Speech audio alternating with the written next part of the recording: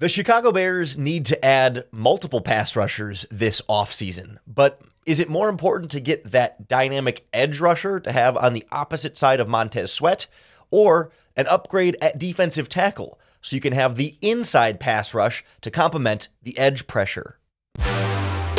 You are Locked On Bears, your daily Chicago Bears podcast. Part of the Locked On Podcast Network, your team every day.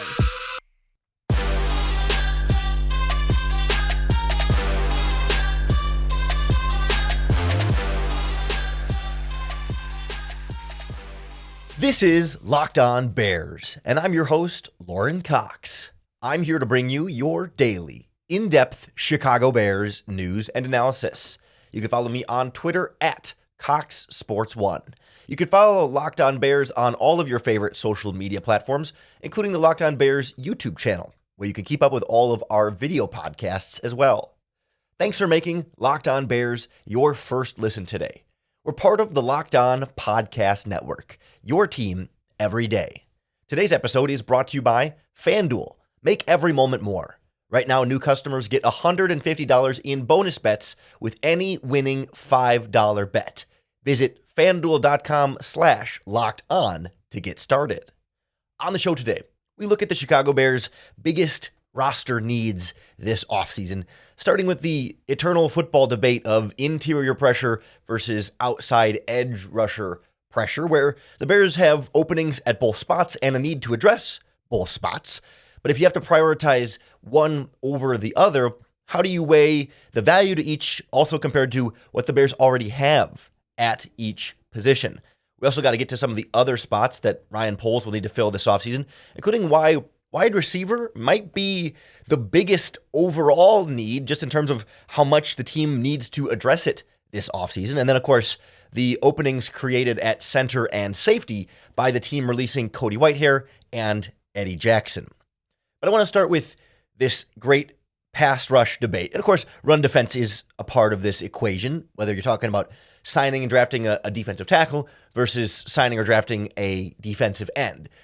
No doubt, both are big needs for the Chicago Bears, and both positions you would like to see addressed in, fairly significant, meaningful ways. You can't really skimp on either one and try and just get by. Let's get both of those positions right. But you can't necessarily go out there and get the biggest name guy at both positions. You can't necessarily, the Bears can't use first-round picks on both positions. I mean, I guess they could if they traded down, and moved a bunch of things around, but they're not going to use first-round picks on both positions. And they're likely not going to sign major, massive free agents at both positions. They're not going to get Chris Jones from the Chiefs and Brian Burns from the Carolina Panthers, or, some combination like that. They're going to have to perhaps prioritize one or the other, and maybe then go a little bit lesser comparatively at the other spot.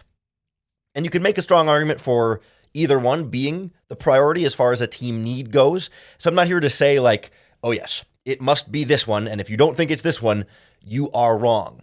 Because the Bears have some talent at both positions already. When you look at this Chicago Bears roster, minus the upcoming free agents, like Justin Jones is going to be a free agent, Yannick Ngakoue is going to be a free agent. Those are kind of the two main ones on that defensive line. You could throw Rasheem Green in there as a backup, but the main two starters there both hit free agency. But you still have DeMarcus Walker at defensive end, who does have that positional versatility where he kicks inside a lot and plays from the defensive tackle spot. Maybe you don't want him as your ideal every down starter opposite Montez Sweat, but he's a player with some contribution on this defensive line. You still have Dominique Robinson, who hasn't necessarily taken that big step forward, but is depth there. They got a couple other end of the roster guys they brought around. But then on the interior, you got your second and third round picks from last year, Gervon Dexter and Zach Pickens. And you can start to say, well, maybe that's a spot where it's time for your second and third round picks from last year to step into bigger roles there. And can Gervon Dexter be your, starting caliber 3 technique pass rusher, or can Zach Pickens step into that role? They had Pickens play more nose tackle last year, but both guys have to be able to play both spots. So I think at either the edge or the interior, you can kind of say, well, the Bears have something there. So it's not like you got to get the biggest name free agent. But again, if you're trying to stack up one versus the other, which do you prioritize? It's not like you're going to save money signing, Chris Jones. He's going to get a $30 million a year contract. You would actually probably spend less on an edge rusher like Brian Burns, who might be more like, $23, $25 million a year. But Chris Jones kind of viewed as a different caliber player. And hey, Chris Jones might not even hit the open market. There's also guys like Justin Madubuike from the Baltimore Ravens and Christian Wilkins from the Miami Dolphins that might be more in that, $20 to $23 million range, closer to the other edge rushers. So it's not even a big financial variation. It's purely like, what do you value for your team? And I can't help but look at the totality of this offseason and the approach for the Bears this year. And when you look at big picture here, especially when I bring in the NFL draft as a part of this equation, there are potentially starting caliber players at the edge rusher position that the Chicago Bears could get with the 9th overall pick. Think Latu from, actually can't remember, Jared Verse is the Florida State kid who was the other one I was going to mention. I can never remember what Latu's school is. I can never say his name, and I can never remember his school. UCLA. They're both from the same coast. So UCLA's Latu, the defensive end, and then the other defensive end, Jared Verse from Florida State. Like, those guys are both well worth the 9th overall pick. And you can throw Dallas Turner from Alabama. Like, there could be some combination of 3 edge rushers available. The Bears could take 9th overall and have a starting caliber player in the first round to then pair with Montez Sweat and still have DeMarcus Walker and Dominic Robinson and still have depth on the outside behind them, so the rookie doesn't have to assume he doesn't have to be a 10-sack guy right away. He can still be part of that rotation and feel like, you don't have to ask him to do everything, but he could still be a really, really solid player for you on the edge. There's not really that exact same caliber player with the 9th overall pick. I mean, guys like Byron Murphy from Texas and Jerzon Newton from Illinois are both first-round guys, and I think certainly you could start to make some arguments for them, but to me, the guy, especially like Latu and Verse, really ascend a certain higher level than that. I think a guy like Murphy plays a little bit more nose at times. I think he can kind of he's versatile, can play either spot, but he's a big 308-pound type guy. Newton's more of a traditional build of a 3-technique pass rusher who has a lot to like, but I don't think 9th overall pick is right the spot for him. Certainly you could trade down and then more of these guys become part of the mix there, but the Bears have the chance with the 9th overall pick to add a potentially premier edge rusher and don't have nearly as much of an opportunity to add a premier interior pass rush in the draft. So that's where I would feel like if I have the luxury, and obviously we'll see how the market plays out, but say all other things are even, if I can get that free agent defensive tackle and go into the draft and get that first round edge rusher, I feel like I've addressed both positions, I don't know, not to say equally, but in a way that feels like equitable and responsible for building up my roster. And I like the idea of drafting an edge rusher and paying an interior pass rusher because you've already paid Montez Sweat.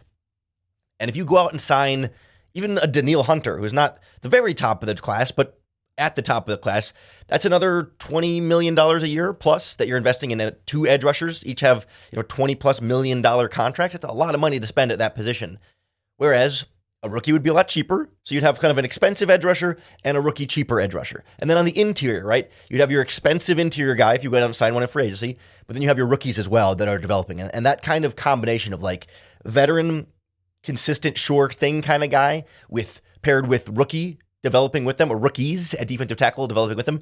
To me, that feels like a nice way to build out this defensive line and kind of have variety and plans here for okay, if your expensive guys, as they get older, if they start to fall off a little bit, your rookies are there to kind of step up. You've got contingency plans in place instead of having all your edge rusher basket in 2 big contracts and then not much else, and all your interior defensive linemen being rookies and young guys that you're trying to build along and maybe have some growing pains along the way. So I guess I didn't specifically answer. I do think, gun to my head, I'm prioritizing interior pass rush with the way the Bears are set up now, as opposed to exterior pass rush, because the Bears didn't have much more of an exterior pass rush besides Montez Sweat last season, and still the defense played well. And I didn't think Justin Jones was all that great on the interior, and I feel like you can get by with less on the edge when you already have Montez Sweat, and I would rather have a lot more on the interior because that edge rusher, if you have 2 great edge rushers, the quarterback can still kind of step up to the middle, but if you have a great edge rusher and a great interior guy, the person on the other edge just has to hold contain. If they get to the quarterback, they just got to keep him in the pocket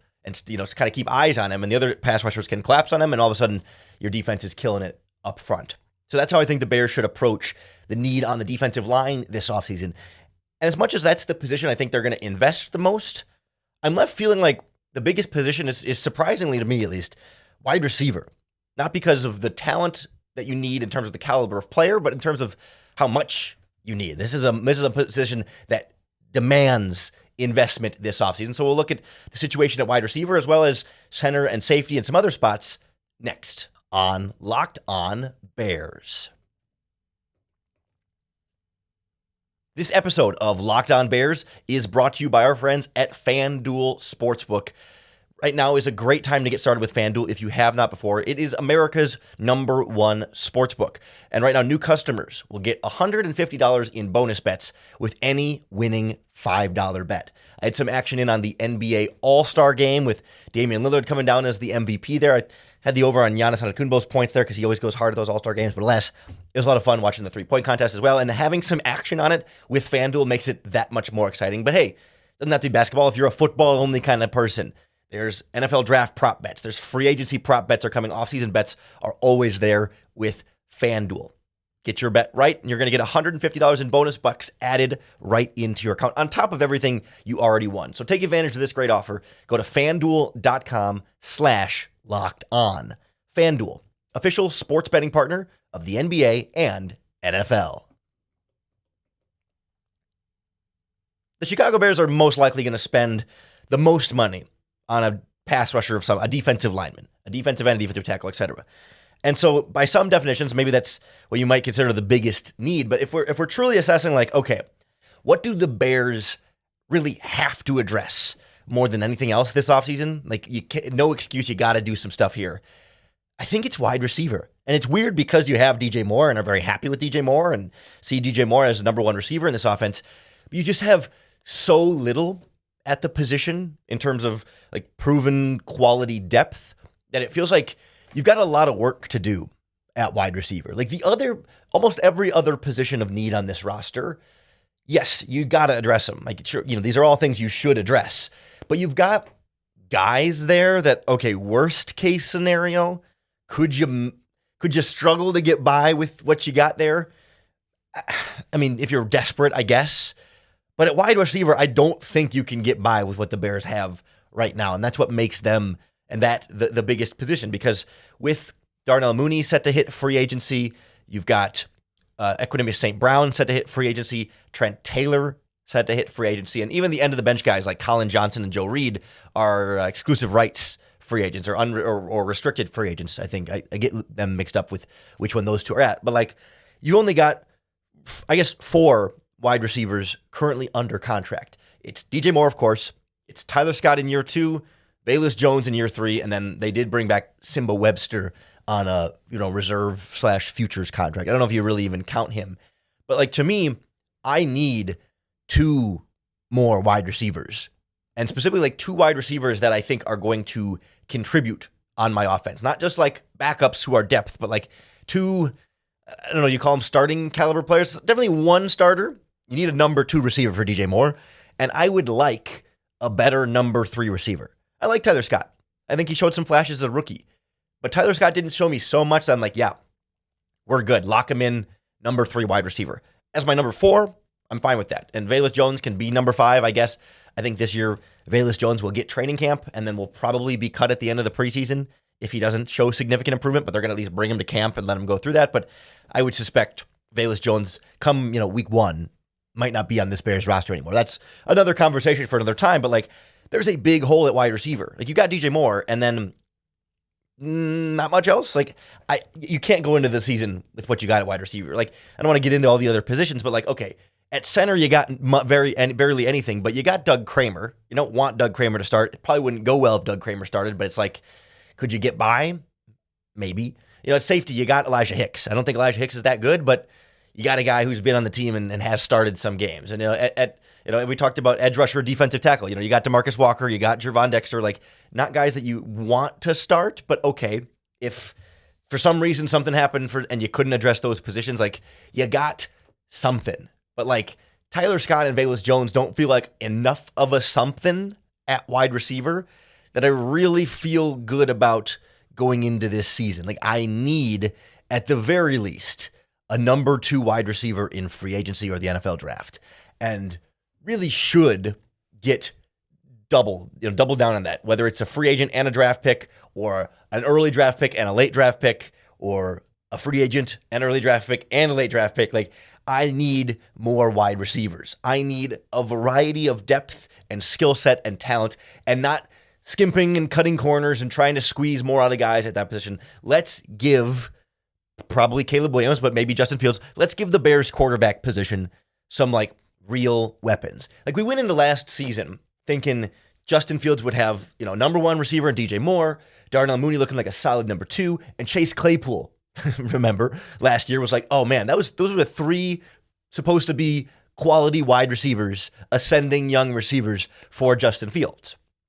As the season panned out, DJ Moore was as advertised, Darnell Mooney was a disappointment, Chase Claypool was an abject failure. Like, it was like got worse as you went down that list. And so now you back to just kind of DJ Moore, and that's it. Like I'm kind of treating it as though, not that Tyler Scott and Velus Jones don't count for anything. Like I think number 4, number 5 wide receivers, okay, I'm okay with that. But I'm thinking my number 2 spot and my number 3 spot are still open. Like I don't want to go into the season with Tyler Scott as my number 3.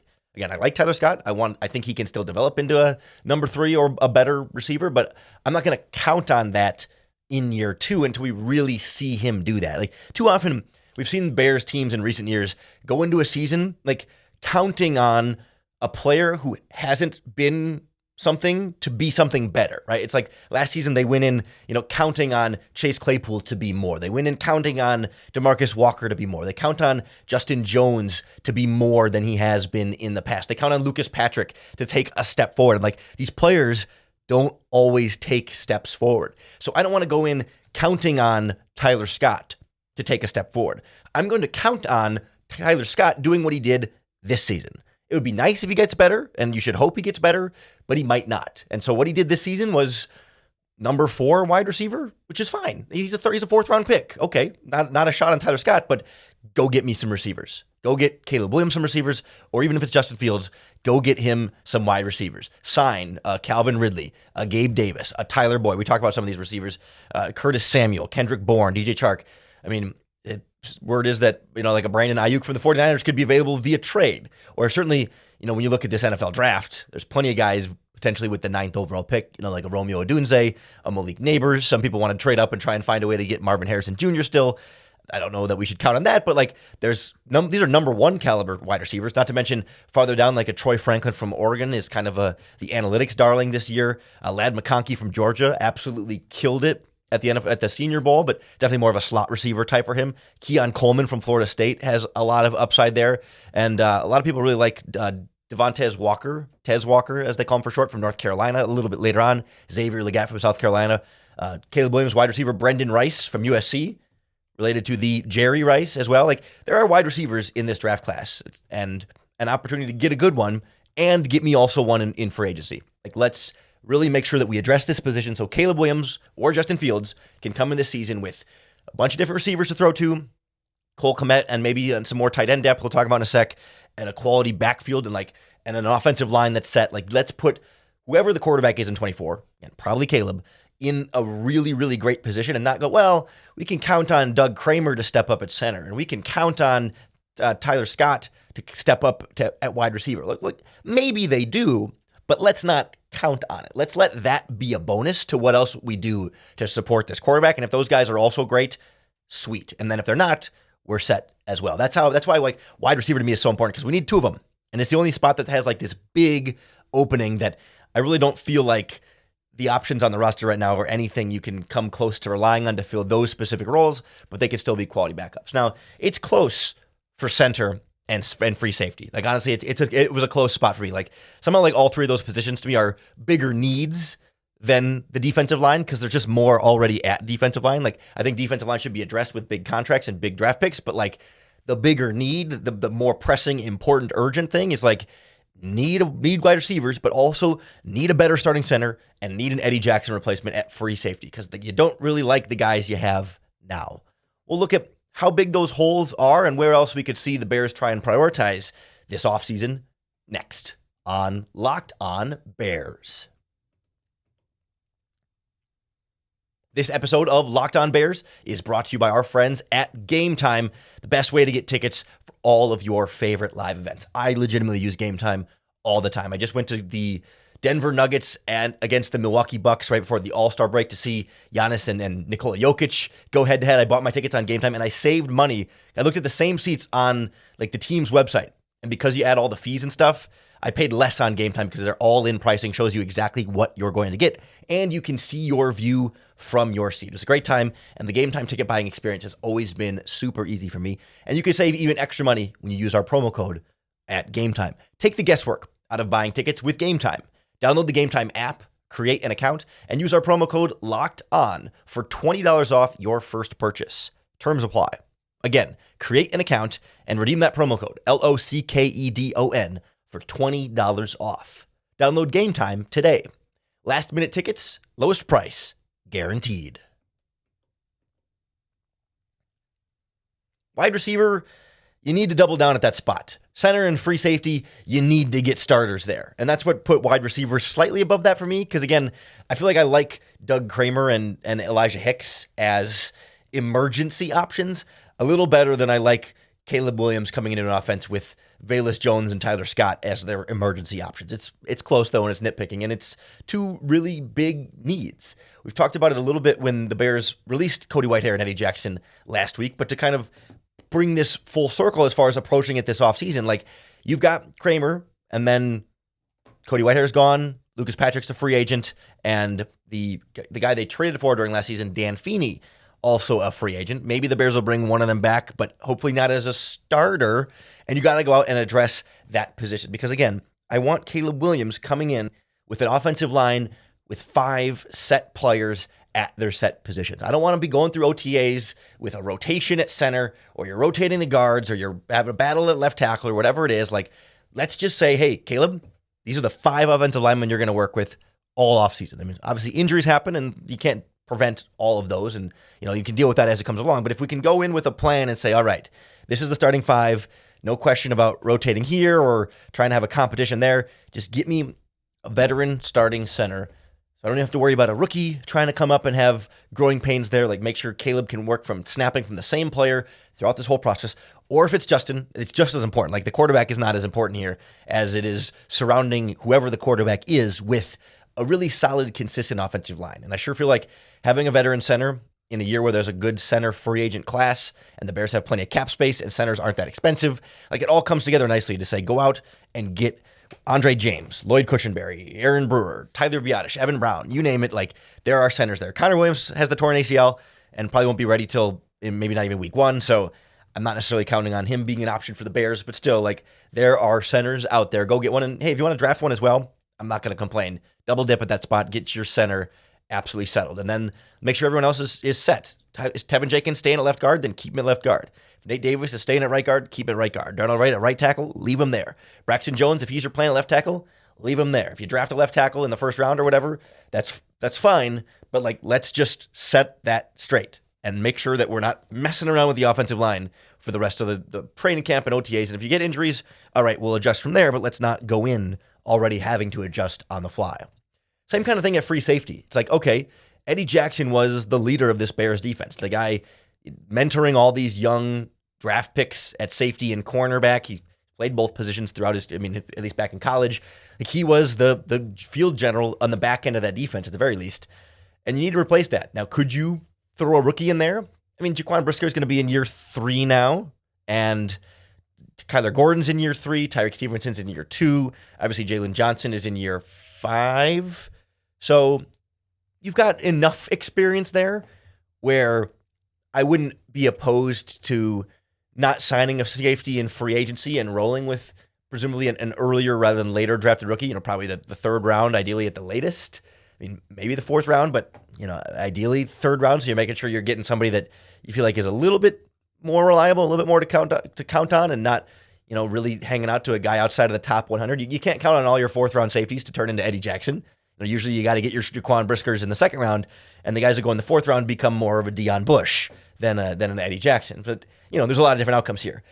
It's the same kind of thing compared to center, where it's like, there's some free agent options there. Some guys with something we've talked before on this podcast about Julian Blackmon from the Colts, who worked with Matt Eberflus as a younger but still a veteran who can come in there in that spot. There's some other names farther down on the free agent list, depending on how much you want to invest in that position, but there should be options. Quality safeties always seem to hit free agency. It's not a position that's super, super well valued around the NFL. And on the one hand, it'd be nice to have a veteran back there to kind of be the Eddie Jackson voice in the room. And on the other hand, I don't know that, a veteran coming in from outside of the system when, everyone else has been there for a few years, that they're just going to plug in and be the leader. Or, can guys like Jalen Johnson and Jaquan Brisker handle that well enough that, a rookie can come in and fit right in and fill in that free safety spot, and you'd save some money in the process and still feel like you're kind of drafting and developing and not just overly relying on free agents to build your roster, because that's kind of what Ryan Poles has said all along, right? He wants to draft and develop. I mean, every GM says this, but really wants to build the roster through the draft and then supplement things here and there as needed in free agency. So, I mean, I don't think he wants to go into this year signing free agent starters at wide receiver, center, defensive end, defensive tackle, and safety. And then maybe, tight end or some other value. I don't think he wants to sign 5 starters in free agency. Maybe he will, but ideally, right, he wants to get starters via the draft over time and develop guys into starters, develop Gervon Dexter into a starter. Maybe, I don't think Elijah Hicks is going to develop into a starter at this point, but you never know. But develop Doug Kramer into a starter, develop Tyler Scott into a starter. But like we talked about there, I don't want to go into this season expecting a player that's been here before to do things this season that he hasn't shown you that he can do yet in the past. Like Tyreek Stevenson, for example, has shown you he can do great things at cornerback. He hasn't been consistent enough. I mean, he's been very good, but he needs to get more consistent, but he's shown you he can do it. And so there's a lot of faith that as he goes on, he'll just do more of that and less of the mistakes. And that's something he's shown you he can do. But Elijah Hicks has not shown us he can be a consistent starting caliber free safety. I don't know how the flashes haven't been quite there, but the mistakes have been. So I don't want to go in thinking, Elijah Hicks is going to take that next step forward and secure free safety. Or same thing with Doug Kramer. Sure, could Doug Kramer eventually develop into a starting caliber center? Maybe, but he hasn't shown us that yet. And so until he does, I don't want to count on that. I want that to be extra for my team. I want to just briefly touch on some of the other needs. If we're talking about the biggest needs in the roster, I think it's wide receiver, center, free safety. Then, pass rush you really want to address, but as far as the biggest needs go, no, it's important, but not the biggest holes that need to be filled. Then you got a big hole at the backup tight end spot, for sure. It's Cole Kmet, and then not much else. You got Stephen Carlson, the guy from training camp last year, is back on a futures deal, but you don't have a number 2 or number 3 tight end. You have to go out and address that. And we need to have the conversation about quarterback at some point, whether or not the Bears should sign a more of a veteran free agent quarterback, especially if someone like Caleb Williams is going to come in and you have a rookie in there. Would you rather have a veteran to pair with Tyson Bagent? I still think Bagent can be the number 2, but instead of Nathan Peterman, do you want more of a veteran type number 2? Or you can make Bagent the number 3 and sign a more experienced veteran like a Jacoby Brissett or a Teddy Bridgewater, or somebody along those lines that you could feel like you could really lean on more and more as a voice and a mentor in that room. You could add more at running back as well to pair with Herbert and Roschon Johnson, although I think they'll be more or less fine at those spots. And then maybe some linebacker depth, but that's about it. It's mainly those 5 starting positions, which is a lot.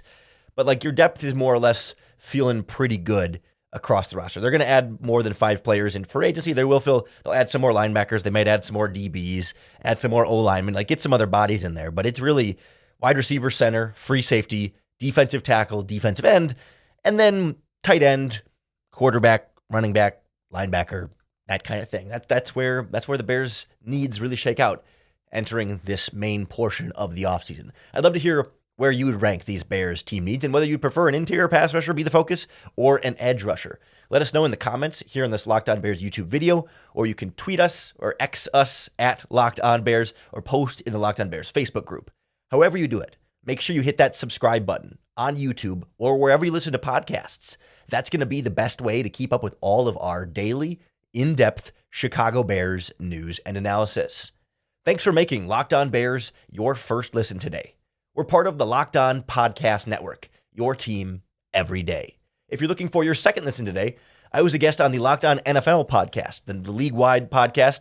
I was with Kevin Ostreicher talking about this Bears offseason, what they need to do with the 9th overall pick, with free agency, some of the team needs and stuff, really kind of taking a big picture look at what's in store for Ryan Poles. So if you want more Bears talk, go check out Locked On NFL on today, wherever you find your podcasts. Coming back tomorrow for another episode of Locked On Bears and another opportunity to bear down.